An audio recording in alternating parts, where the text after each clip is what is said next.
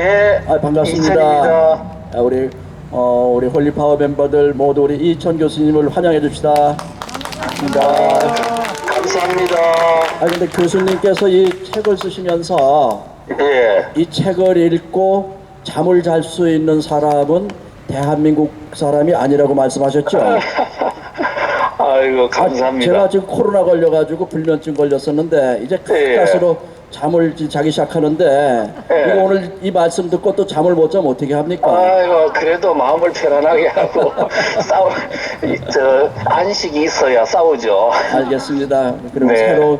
이거 새로운 야구로 생각하고 오늘 예. 귀하신 말씀을 듣기로 그렇게 하겠습니다. 네, 감사합니다. 우리 이천 교수님께서는 국가정보대학원인가 그 교수님 하시는데 스스로 잠깐 소개 말씀하시고 네. 우리 홀리파워 멤버들에게 지금 쓰신 책에 대해서 좀 이렇게 말씀하시면서 우리를 좀 깨워주셔서 고맙겠습니다.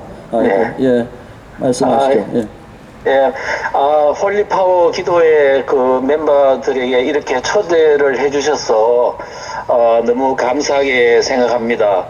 지난번에 그 세계로 교회 갔을 때 우리 전필도 목사님하고 같이 마주 앉아가지고 식사도 했거든요.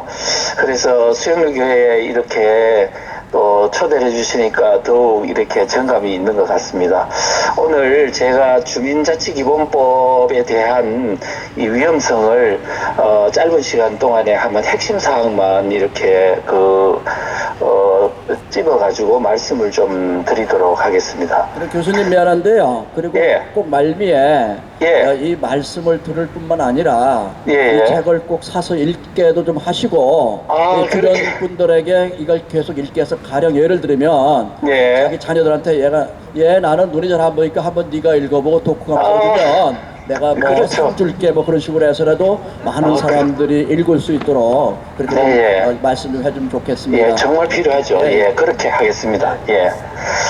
자, 우선은요, 이 주민자치기본법이 어떻게 발의가 됐느냐 하면은, 이 더불어민주당의 김영배 의원이 대표 발의를 했는데, 1월 29일, 금년 1월 29일 날 발의를 했고, 지금은 이제 소위에서 지금 계류 중인 상황이고, 상당히 지금 물밑에서 활발하게 지금 준비 작업이 이루어지고 있다고 합니다. 그래서 지금 그러면 이 주민자치기본법에 지금 한마디로 정의하면 어떻게 할 수 있느냐 하면은 현재 여러분들께서 알고 있는 이 시군구 산하에 있는 그냥 산하기구인 읍면동 행정복지센터죠. 이 읍면동의 행정복지센터와는 전혀 별개의 새로운 좌파주도의 자치단체가 만들어지는 것이다. 이렇게 보시면 됩니다. 그러니까 현재 지금 자치단체는 자유민주주의 체제에 입각한 대의제적 지방자치단체인데요. 그 산하의 뿌리가 되는 읍면동에 자유민주적인 자치단체가 아니고 좌파주도의 자치단체가 새롭게 강력한 힘을 가진 자치단체가 형성이 된다 하는 것입니다. 매우 이질적인 요소죠. 그래서 지금 그런 건데, 그러면 도대체 이러한 법이 만들어진 배경이 뭔가 하면요, 이건 상당히 오래됐습니다. 그래서 지금 그 모델이 되는 게 뭐냐 하면은 서울의 마포에 있는 성미산 마을이라고 있습니다. 거의 공산주의 내지는 사회주의 공동체 마을의 전형이라고 할 수 있는데 이게 어마어마하게 커요. 그래서 이 모델을 서울 전역으로 퍼뜨린 게 박원순 시장입니다. 그래서 그 다음에 그게 이제 확산이 돼가 지금은 전국에 다 퍼져 있는데 이게 그 마을 공동체 사업이니 뭐 이런 어떤 이름으로 해가지고 지금 전국에 다 퍼져 있는 상황이고요. 거기서 만들어진 어떤 그 활동가들, 마을 활동가들이 전국에 다 퍼져 있고 문정부 들어와서는 이 마을 활동가 교육을 정부 차원에서 이 주도를 해가지고 어마어마하게 많이 양산이 되어 있는 상황이어서 현재 주민자치 기본법에 통과가 되고 주민자치가 만들어지면 바로 그 사람들이 지금 앞으로 읍면동을 주도해 나갈 것이다. 그래서 지금 여러분들이 전혀 관심을 안 갖는 사이에 이미 좌파들은 우리 대한민국의 하부 구조를 다 그들이 장악할 수 있는 바로 그러한 토대를 이미 오래전부터 오랫동안 보이지 않게 준비해왔다, 이렇게 보시면 됩니다. 그래서 어떤 사람들은 주민자치기본법 그 법령을 보니까 사회주의 좌파주도라는 게 잘 안 보이던데 지금 무슨 소리 하는 거냐, 이렇게 말하는 사람이 있는데요. 그거는 법만 봐서는 전혀 알 수 없습니다. 그래서 그 법을 만드는 주동세력, 그리고 이 정권의 그저 강력한 추진, 이것이 왜 이렇게 하는지를 우리가 잘 종합적으로 살펴봐야만이 이것을 알 수 있습니다. 그래서 우리 양동환 교수님이라고 한국의 사상의 최고 권위자신 이분은 그렇습니다. 비공산주의 국가에서, 우리나라처럼 비공산주의 국가에서 공산 체제로 바꾸려고 하는 혁명 세력들은 자기의 실체를 철저히 감추기 때문에 그런 어떤 말이라든가 이런 어떤 외형적인 표현으로는 그들의 실체를 알기 어렵다. 그래서 우리는 뭘 알아야 하느냐 하면 그들이 갖고 있는 사상적인 어떤 지향성을 파악하는 것이 바로 그 실체를 아는 본질이다, 이렇게 말을 했거든요. 그래서 우리는 지금 법령만 보면은 그 파악이 잘 안 되니까 전반적으로 그 마을 지금 주민자치회를 만들려고 하는 그 주동 세력의 사상적 실체를 이미 수십 년 동안 활동 상황을 파악하는 게 굉장히 중요하다, 이렇게 보여지고요. 그 다음에 지금 이 법령의 가장 독소 조항이 뭔가 하면은 제가 몇 가지, 한 세 가지 정도를 일단은 뽑아봤습니다. 첫째는 지금 여러분들께서 알고 있는 읍면동의 주민이 되려면 바로 내가 거기에 살고 주민등록을 이렇게 신고를 하면 주민이 되죠. 그런데 지금 새로 만들어지는 주민자치회는 전혀 다릅니다. 주민등록이 있는 사람도 주민이 되고 거기에 살지 않는 사람도 어떤 경우에 자동 주민이 되느냐 하면은 그 지역 내에 그 소재지가 있는 직장, 예를 들면 뭐 사기업체도 마찬가지입니다. 삼성전자다. 그러면 내가 주소지는 다른 데 있어도 그 지역 내에 소재지의 기업체라든가 직장이 있으면 그 직원들은 모두 자동 주민이 됩니다. 그러니까 이게 무슨 얘기냐면은 사기업체 안에 민노총이 있잖아요. 예. 민노총의 그 조직 하부 구조가 그들 통째로 그 지역 주민에 참여할 수 있다는 거예요. 그 다음 두 번째, 그 지역 내에 있는 초중고등학교 학생 및 그 교직원이 자동 주민이 됩니다. 그러면 그 학교에 있는 전교조 하부 구조가 통째로 그 지역 주민 자치회에 자동 주민이 돼가지고 개입을 할 수 있다는 겁니다. 그러면 이런 것은 앞으로 우리 주민자치회가 마을 활동가 뿐만 아니고 민노총 전교조의 하부 구조하고 다 맞물려 가지고 앞으로 그들이 주도하는 새로운 세상이 읍면동에서 형성되겠구나 하는 걸 예측 가능합니다. 그런 게 있고, 그다음에 또 하나의 독서 조항은 뭐냐면은 주민자치의 산하예요. 읍면동 현재 있는 복지센터의 산하에 뭐가 있냐면은 통관 조직 있잖아요. 그런데 여기에 주민자치의 산하에도 통관 조직 같은 소규모 조직을 둘 수 있어요. 그런데 좌파가 주도하는 주민자치이다 보니까 그 통관 조직이 우파 인사들을 통제할 수 있는 강력한 무서운 그런 어떤 힘이 될 수 있다는 거고, 그 다음에 또 하나는 뭐냐면 분과 조직을 둘 수 있어요. 말하자면 환경분과, 노동분과, 복지분과, 그 다음에 이런 인권분과 이렇게 두면은 좌파 단체들이 그 인권분과니, 복지분과니, 환경분과니 해가지고 기업체 족치고 이런 가능성이 농후하게 지금 있다. 그렇게 볼 때 앞으로 마을 단위가 거의 정치판이 안 되겠나. 그리고 기업체들을 옥죄고 그 다음에 우파들 족치고 하는 아주 생각만 해도 끔찍한 일들이 아마 일어날 가능성이 있지 않나, 이렇게 우려가 되고요. 교수님, 그 다음에 이제 또 하나 제가 잠깐만요. 여기서 예. 우리 보통 일반인들이 잘 이해가 되고 체감이 잘 안 될 수가 있는데, 수영로 교인을 비롯해서 우리 같이 기도하는 우리 지금 멤버들의 주소지에 지금 사실은 주민자치회라는 게 있는데 유명무실하게 돌아가고 있거든요. 그렇죠, 그렇죠. 근데 이들이 굳이 그 주민자치법을 만들어서 이걸 강화시켜서 예, 예를 예. 들어 자치예배를 내라. 자기들끼리 회비 결정을 하면은 예. 자치예배 안 낼 수가 내야 되죠. 예, 예. 자치예배를 주민자치. 이 사람들이 만드는 그 주민자치법을 통과시켜서 예. 주민자치를 결성하고 그 예. 지역에 있는 정교조 선생이나 예. 민노총 그 사람들이 다 같은 주민이 되기 때문에 그렇죠. 그들이 주도해서 예. 뭐 주민자치위원회 주민자치 회비를 따로 걷기로 하자. 예. 그렇게 의결하면 예. 또 내야 되는 거지 그것도. 아, 저는요, 예. 지금 그 정도 규모, 그 상태가 아니라고 생각합니다. 무슨 예. 얘기냐 하면은요, 예. 현재 지금 있는 그, 대체로 전국적으로 있는 게 주민자치위원회입니다. 예, 예. 주민자치위원회는 말하자면은 제가 볼 때는 나름대로 건전한 어떤 그 자치기구라고 볼 수 있죠. 예. 그런데 그거는 1999년도부터 만들어진 사상적인 구별을 안 하고 주민들이 좀 뭐 유지들이 참여해가지고 마을 좀 잘해보자. 예. 그러면서 약간은 좀 동아리 비슷한 뭐 이렇게 봉사활동 비슷한 그런 단체 역할을 하거든요. 예, 예. 근데 지금 주민자치회는요, 예. 이 법에 따른 주민자치는 완전히 다른 겁니다. 예. 그래서 현재 있는 주민자치위원회에 참여하는 분들 중에 우파들은 다 배제가 될 겁니다. 예.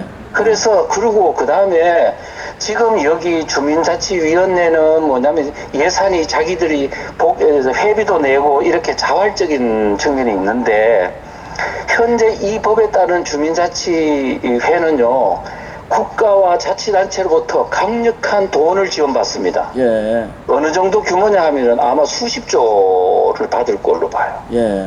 수십조로 받을 거로 보고 그 다음에 또 뭐를 받느냐 하면요 정부와 자치단체로부터 행정적 지원을 엄청나게 받고 그 다음에 무소불위의 권한을 받고 그 다음에 뭐까지 받느냐 하면은 재산을 양도받을 수 있어요.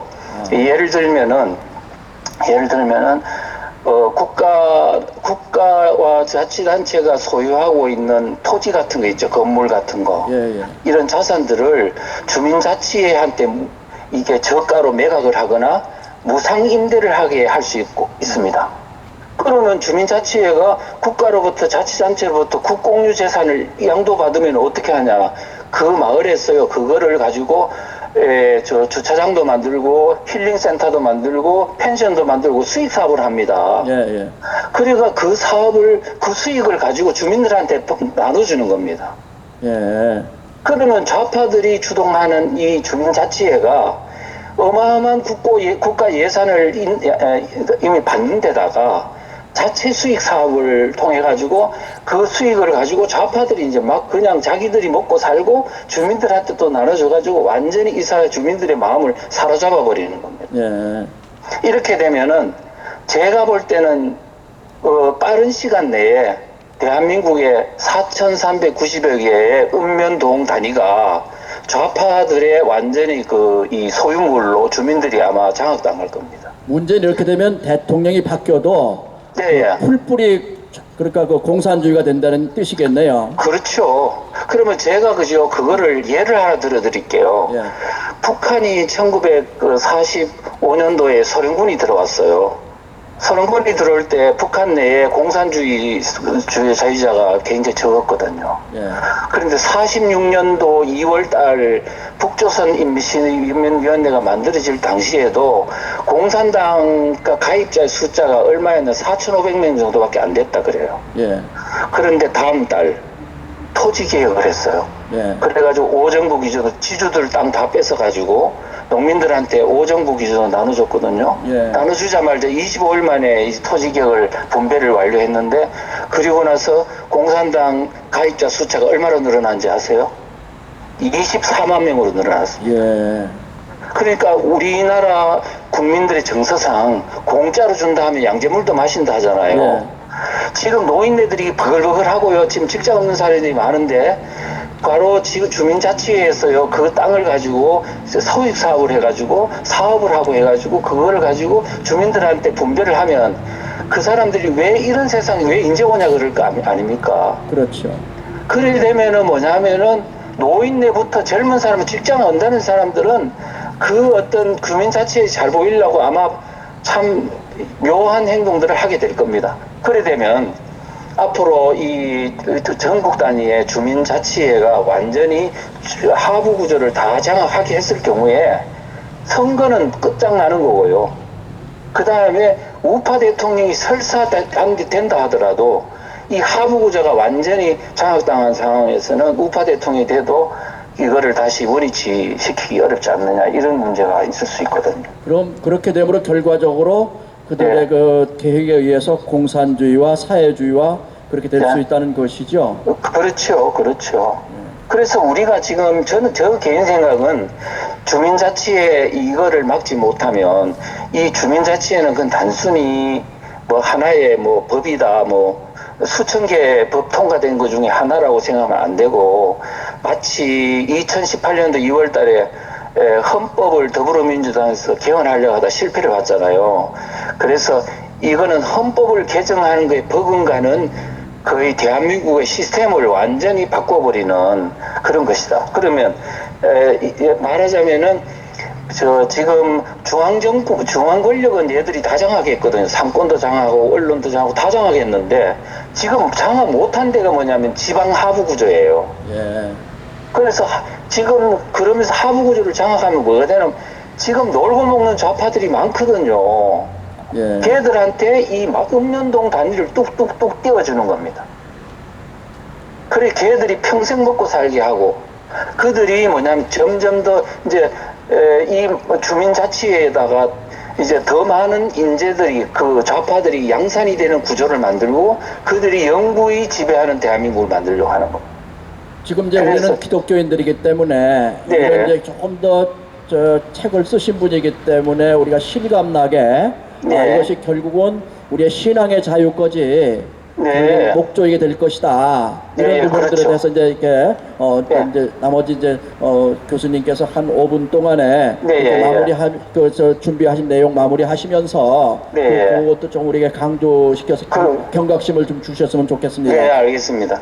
우선 그러면 교회에 대한 탄압 문제를 한번 말씀드려 보겠습니다. 물론 제가 이제 아무리 좀 아는 척 하더라도 이게 이제 사실은 법을 만들어서 이게 실행됐을 때 어떤 형태로 될 것인지를 제가 정확하게 안다면 그거는 사실은 문제가 있는 거고요. 다만 추정해 보건대 그렇게 예측이 된다는 거기 때문에 100% 그렇다고 말씀드리기는 좀 그거는 무리가 있다고 생각을 합니다. 그렇지만 제가 그 법령상에 나타난 걸 보니까 이거는 분명히 이런 문제가 있을 것 같다는 게 있더라고요. 말하자면은 차별금지 조항이 그 안에 들어있어요. 예. 그런데 이 차별금지 조항이 어떻게 되어 있냐면은 제일 먼저 성별, 신념, 종교, 인종, 등등에 따라서 차별받지 않는다, 이렇게 되어 있습니다. 근데 제가 성별이라는 건 남녀 성별만 하는 걸로 우리는 알지만 이 법에는 성별이라고 되어 있거든요. 그런데 마을 활동가들이 모이는 그런 이런 자료들을 보면요, 그 성별이란 젠더를 말한다고 다 그리 알고 있어요, 그 사람들은. 네. 그러니까 지금 우리가 기독교에서 가장 지금 경계하는 젠더 개념이 읍면동 마을 단위에서 다 그대로 구현이 될 거라는 겁니다. 그럼 교회는 예를 들면 동성애 반대한다 이러면은 바로 그거는 법적인 어떤 처벌을 받게 될 수 있는 문제가 있습니다. 예. 그 다음에 또 하나는 뭐냐면 이슬람이라든가 외국인이 거기에 이제 주민이 되게 돼 있으니까 이슬람인들이 지금 파고 들어오는 비율이 보통이 아니더라고요. 특히 경북대라든가 그 다음에 또 무슨 국제대 같은 데는 많이 지금 외국인들이 많은 이슬람인들이. 그래서 그 사람들이 와가지고요, 이 외국에 대한 차별금지 이래 나오고요. 심지어는 어떤 충북 같은 경우에는 조례로 외국인 우대법까지 조례로 만들더라고요. 지금 이런 상황이기 때문에 이것은 단순하게 이제 종교적인 어떤 차별금지가 들어가면 이거는 우리가 교회가 굉장히 어려움에 직면하고 선교의 활동이라든가 이런 것도 제약받을 가능성이 있고, 그 다음에 이단 종교를 정지하는 것도 아마 상당히 어려움에 직면하지 않을까 저는 개인적으로 그렇게 생각하고 있고요. 그 다음에 신념이라는 문제에 대해서 신념의 차별금지. 그런데 국가인권법에 보면 성별, 신념, 종교 이렇게 돼 있는데 국가인권법에는 그 신념의 자리에 뭐가 들어가 있냐? 사상이라는 게 들어가 있어요. 예.